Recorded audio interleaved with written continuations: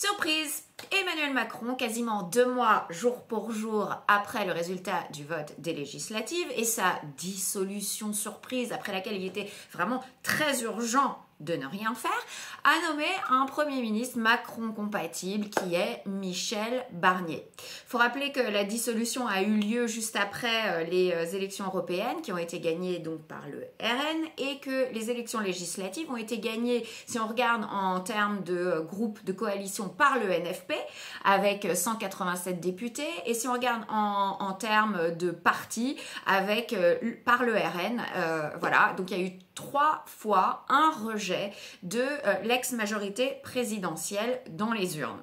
Mais au final, le président nomme un Premier ministre issu d'un des groupes qui a fait le moins de votes, c'est-à-dire les LR qui ont fait 39 députés, qui est le 4e groupe parlementaire et qui est dans une tendance très très européiste. Donc quasi tout le monde est cocu dans cette histoire et surtout la démocratie parce que ça démontre une fois de plus, s'il en est besoin, que les personnes au pouvoir ont un mépris total pour le vote, pour le résultat des urnes et donc en fait pour le peuple.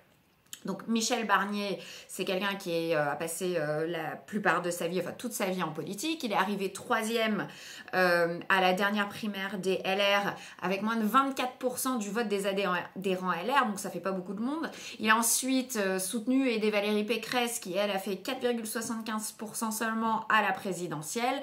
Donc bon, c'est pas quelqu'un qui a un charisme débordant et qui est plébiscité par les Français. Et la magie, comme diraient certaines, veut qu'il finisse sa carrière politique en tant que Premier ministre et donc d'humain à humain. Je tiens sincèrement à le féliciter parce qu'il doit être très ému, c'est pas rien quand même, de finir sa carrière avec sur son CV la ligne Premier ministre de la France. Mais voilà, il y a un problème, c'est qu'ils sont quoi? Une centaine, une grosse centaine? Ils monopolisent le pouvoir depuis 40 ans, voire plus, et ils tournent autour des postes et des ministères comme on tourne autour des chaises dans un jeu de chaises musicales. C'est toujours les mêmes. Ils sont recasés, recyclés, repackagés, pantouflés, décorés, nommés, renommés. C'est toujours pourtant la même nullité, la même dégringolade de plus en plus rapide pour le pays, les mêmes postures, les mêmes leçons données, les mêmes impostures, la même destruction du pays et la même gabegie sur l'argent public ad nauseam. Nous sommes 68 millions et en fait cette grosse centaine de gens nous pillent et continuent de nous piller, de nous mépriser pendant qu'on regarde ailleurs parce qu'en fait on est tantôt des pigeons, tantôt des castors. Et en fait, le problème est systémique. Voilà, ces gens ne nous représentent plus alors qu'on est censé être dans une démocratie représentative. Donc moi, je pense que voilà, ce système est à bout de souffle et qu'il faut vraiment passer à une démocratie directe. Bon, il faut aussi se rappeler que Michel Barnier était pour la vaccination obligatoire pendant le Covid, donc on sait voilà, qu'il a du flair, c'est le moins qu'on puisse dire. Il a été commissaire européen.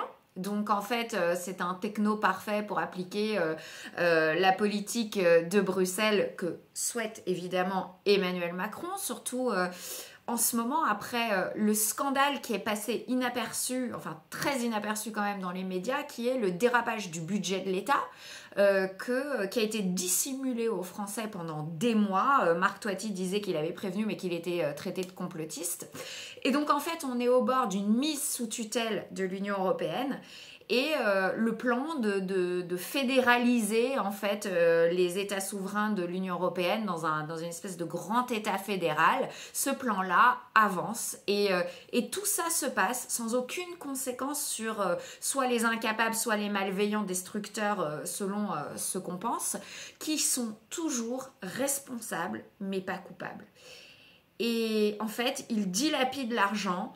Et il n'y a jamais de conséquences judiciaires ou quoi. Il n'y a jamais de conséquences. Voilà. Donc moi, j'aimerais nous souhaiter à tous, en fait, bonne chance dans cette nouvelle épreuve. Je ne suis pas surprise parce que de toute façon, qui que ce soit qui était nommé, à mon avis, de toute façon, aurait été Macron compatible et aurait appliquer la politique qu'il veut appliquer, parce qu'il a dit qu'il ne voulait pas renoncer à sa politique. Donc pour moi, il y a un mépris total de la démocratie, mais en fait, c'est pas nouveau. On a vu avec toutes les crises récentes, les gilets jaunes, la crise du Covid, etc., que en fait, la démocratie n'est plus qu'une coquille vide, malheureusement. En tout cas, bonne chance à nous tous et à très vite.